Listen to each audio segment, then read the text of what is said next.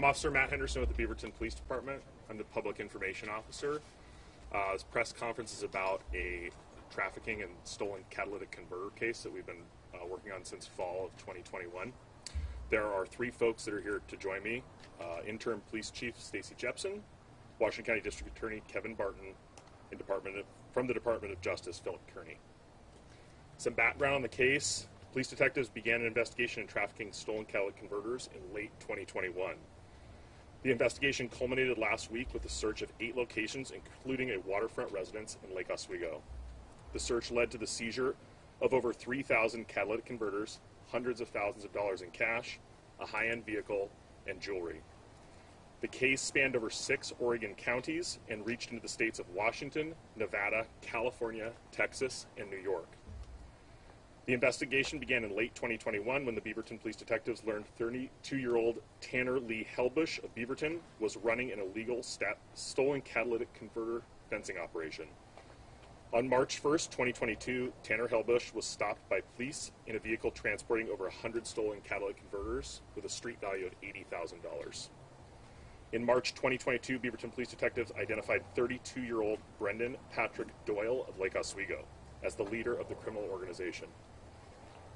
Brendan Doyle is believed to have trafficked over 44,000 stolen catalytic converters with a street value of $22 million. During the next 5 months, Beaverton police detectives determined Tanner Helbush, Brendan Doyle, and 12 other associates participated in organized efforts to steal and traffic catalytic converters up and down the west coast of the United States.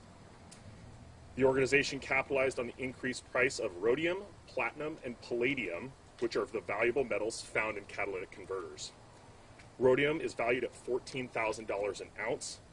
It was $2,500 an ounce in 2019. On July 29, 2022, a Washington County grand jury indicted Brendan Patrick Doyle and Tanner Lee Helbush and 12 other individuals on charges including racketeering, aggravated theft, and money laundering. I'm going to welcome Chief Stacy Jepson up to say a few words. She's not going to take any questions. And the other 2 participants are not going to take any questions as well. As I already spoke, I will answer questions at the end. Good afternoon. Thank you, Officer Henderson. I'm Stacy Jepson, the new Interim Chief of Police for the Beaverton Police Department. Thank you for coming today. We're ultimately all here today because of some really exceptional police work. Our detectives had the opportunity to solve a problem that has plagued our community as well as other communities nationally. We realized early on in the traffic stop on March 1st that we were dealing with a very large and profitable criminal organization. When investigations reach this level of complexity and span across different jurisdictions and states, it's imperative that there are strong relationships in place with local, state, and federal law enforcement agencies and prosecutors. I'm proud Beaverton Police Department has these relationships and that we were given the support to see this case through. To our community, I want to thank you for your patience while we investigated this case. I know it's been frustrating to see this type of criminal activity continually happen with seemingly no end in sight.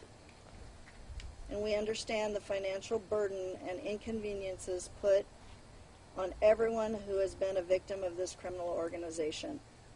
Your patience has allowed us to take this organization down from the top instead of just scratching the surface level.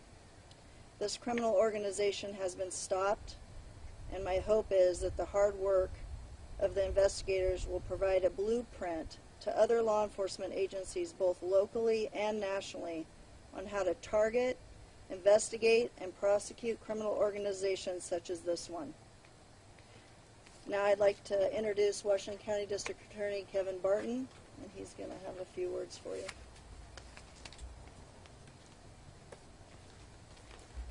Thank you, Chief. Good afternoon. On Friday, July 29th, 2022, a Washington County grand jury indicted 14 defendants on over 130 felony crimes, including racketeering, aggravated theft in the first degree, theft in the first degree, attempted theft in the first degree, and laundering a monetary instrument, all related to the theft of catalytic converters throughout the Portland metropolitan area. These indictments are the result of an extensive investigation involving the Beaverton Police Department, the Oregon Department of Justice, and the Washington County DA's office. And I'd like to also thank the Washington County Sheriff's Office, the Tigard Police Department, and the Clackamas County Sheriff's Office for their assistance. As this remains an active investigation with pending prosecutions, I won't make a further comment regarding these cases, but I do want to take this opportunity to talk with you about public safety issues in Washington County. As the Washington County District Attorney, I work collaboratively with a team of city and county public safety leaders who prioritize safety in this community. Our residents rightfully deserve and expect to live in safety without fear of crime.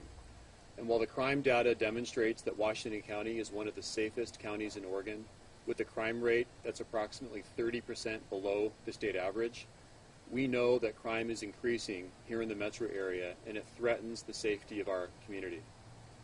Safety means both being safe and feeling safe. It means being able to live, work, and raise your family without fear of crime.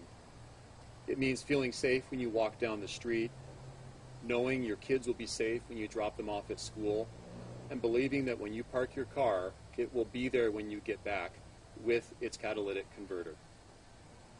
Quality of life crimes have a direct impact on the livability in our community. They often disproportionately and negatively impact the financially vulnerable and the historically marginalized as they strain resources of both small businesses and families alike. We have seen what happens when public safety systems do not prioritize the prosecution of quality of life crimes. And in Washington County, we reject that approach. The Washington County DA's office is committed to working with all of our county and city public safety leaders, police department, sheriff's office, to ensure that our community remains safe. Thank you. I'd like to now introduce Phil Kearney from the Oregon Department of Justice to say a few words.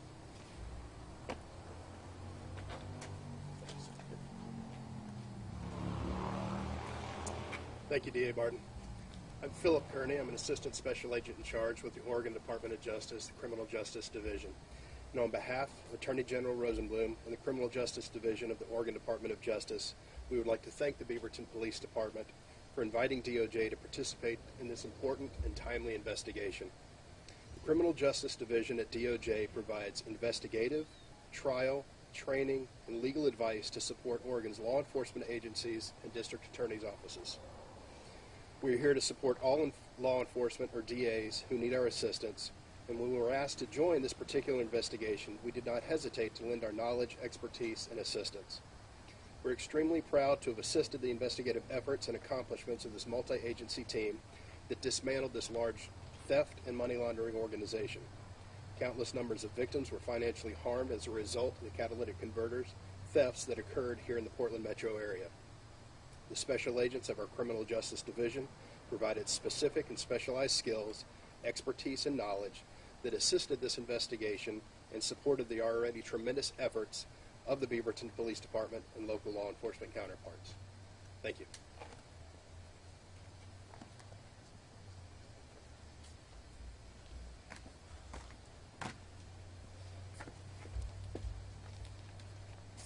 All right, everybody.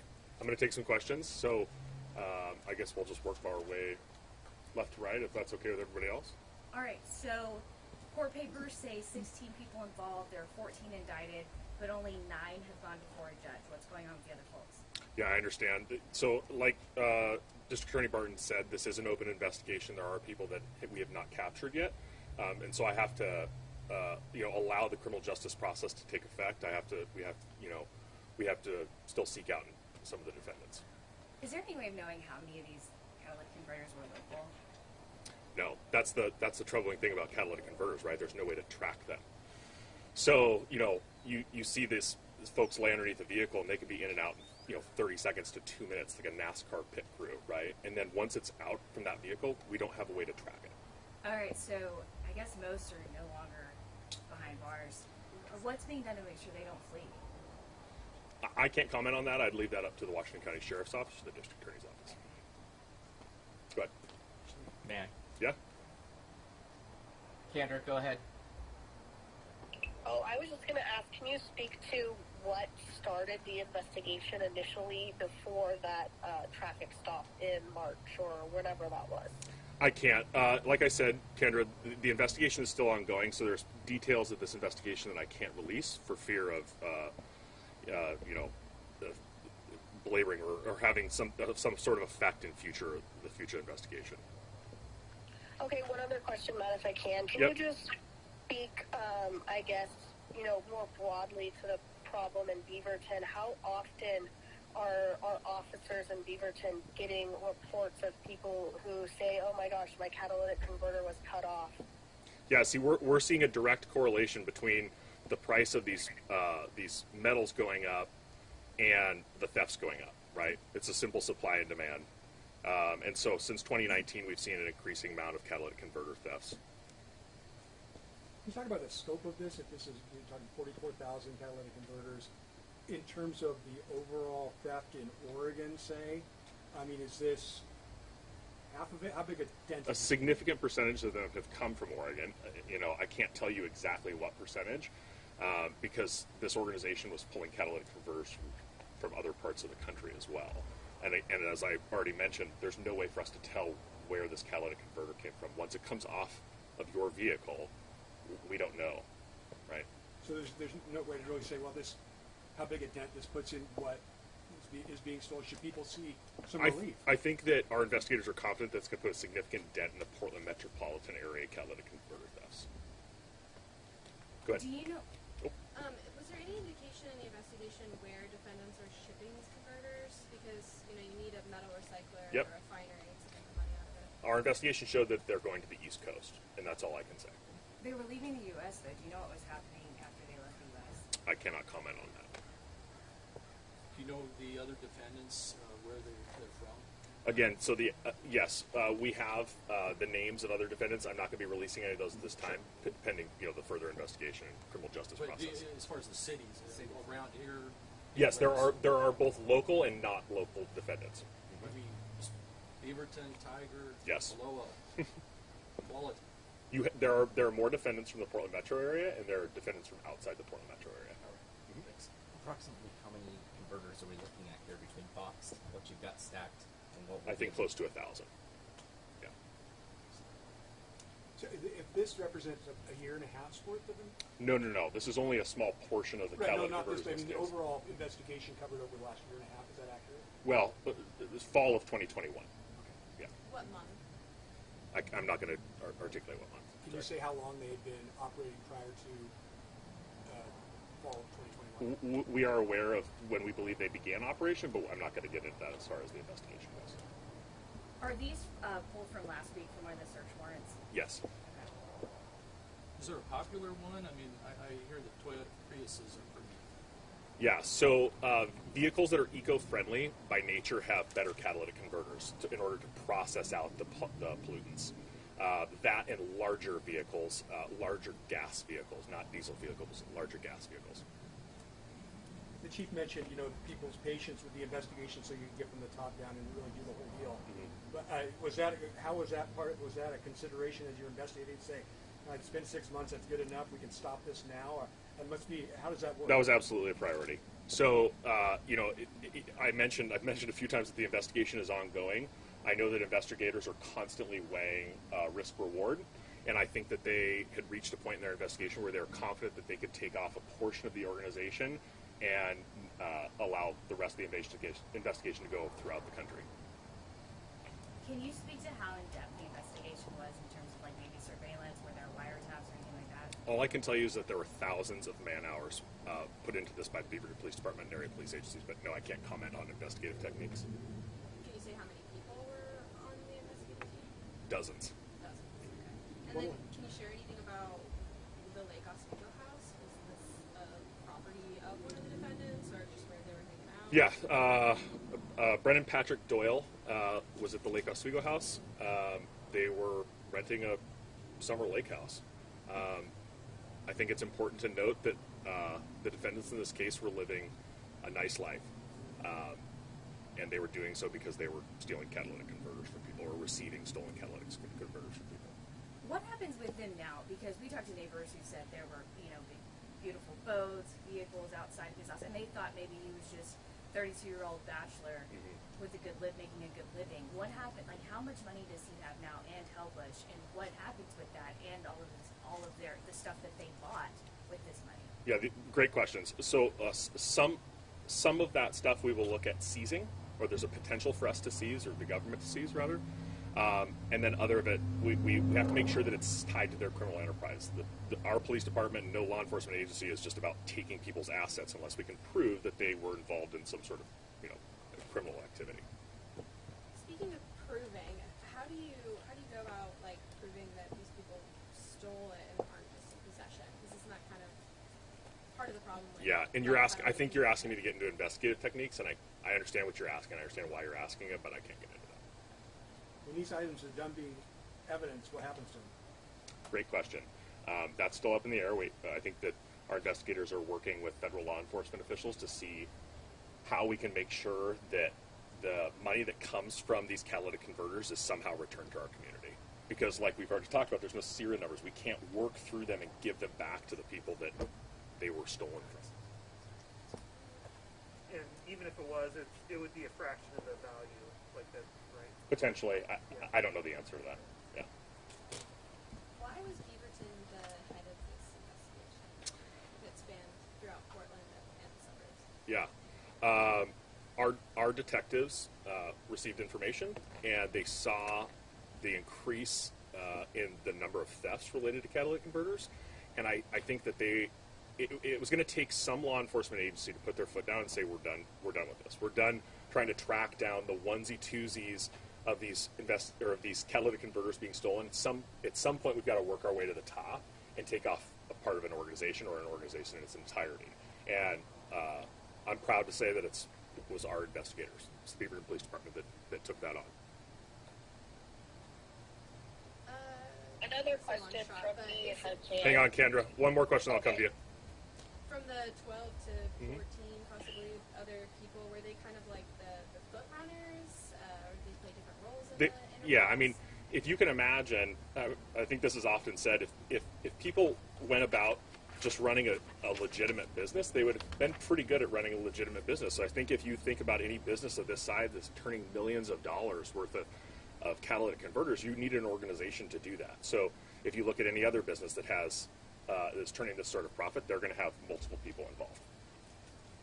Okay, Kendra, your question. I was just going to ask, how many people have you guys maybe estimated are truly involved? And I'm talking about the people who are actually cutting them off and then, selling them to this person and then selling them to that person. It would be presumptive of me to estimate how many people, especially nationally, that are involved in this. Obviously there's dozens, potentially hundreds involved locally, but again, that's presumptive for me to say that. How important is it do you absolutely have to have the help of your DA? Like, does he have to be in agreement with this for you guys to go ahead with it? No, I mean, it's our job to investigate these. Right. But, the justice system isn't just the Beaverton Police Department. It isn't just local law enforcement. The justice system, in order to be effective, requires partnerships between, local, state, federal law enforcement and prosecutors. So it's very important. When you guys brought it to them, what was their response? I know that District Attorney Barton takes this very seriously. I think he articulated that pretty well. It's these quality of life crimes that cause problems. If you think about how this impact, you cannot measure the impact of somebody coming out to work and not missing their catalytic converter, how that impacts their life, how that impacts their work and their children and their family's life.